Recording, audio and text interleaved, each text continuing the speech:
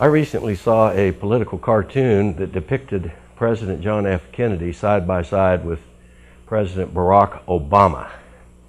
Kennedy was saying, "I want to put a man on the moon." Obama was saying, "I want to put a man in a woman's restroom."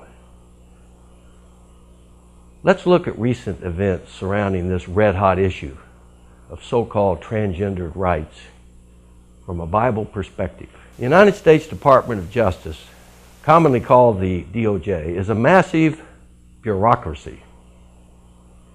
They ordinarily spend months, even years, contemplating, investigating, and researching action before they take it.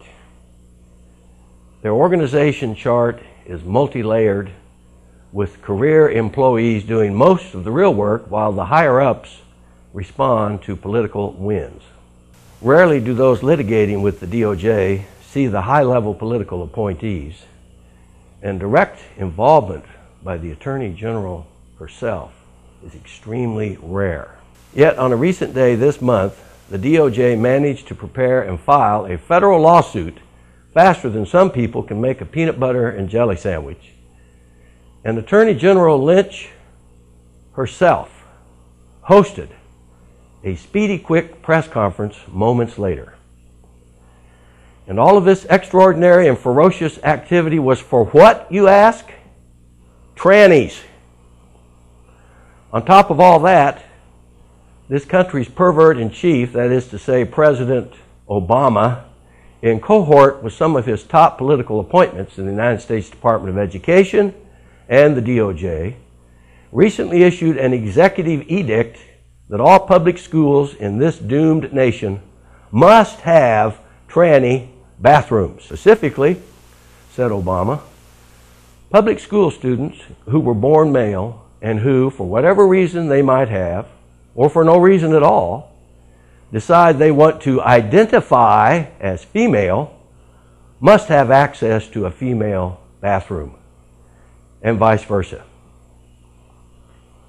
Now, in addition to the myriad of Bible passages concerning the God-condemned abomination of homosexuality, which this church has loudly preached and explained now for a quarter century, and all of which apply in spades to this current transgendered movement, consider these. He that is wounded in the stones, or hath his privy member cut off, shall not enter into the congregation of the Lord. Now, most of you listening to this probably had never heard that verse and had no idea that that verse was in the Bible, at Deuteronomy chapter 23, verse 1. So let me read that verse to you again. Listen. He that is wounded in the stones, or hath his privy member cut off, shall not enter into the congregation of the Lord.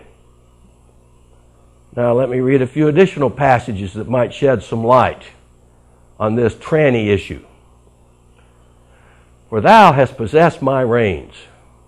Thou hast covered me in my mother's womb. I will praise thee, for I am fearfully and wonderfully made. Marvelous are thy works, and that my soul knoweth right well. My substance was not hid from thee, when I was made in secret and curiously wrought in the lowest parts of the earth. Thine eyes did see my substance, yet being unperfect. And in thy book all my members were written, which in continuance were fashioned, when as yet there was none of them. You find that at Psalm 139, verses 13 through 16. Ask ye now, and see whether a man doth travail with child. Come on, Jeremiah 36. Are you going to tell me a man can have a baby? Asked Jeremiah at that verse. And last, doth not even nature itself teach you that if a man have long hair, it is a shame unto him? But if a woman have long hair, it is a glory to her.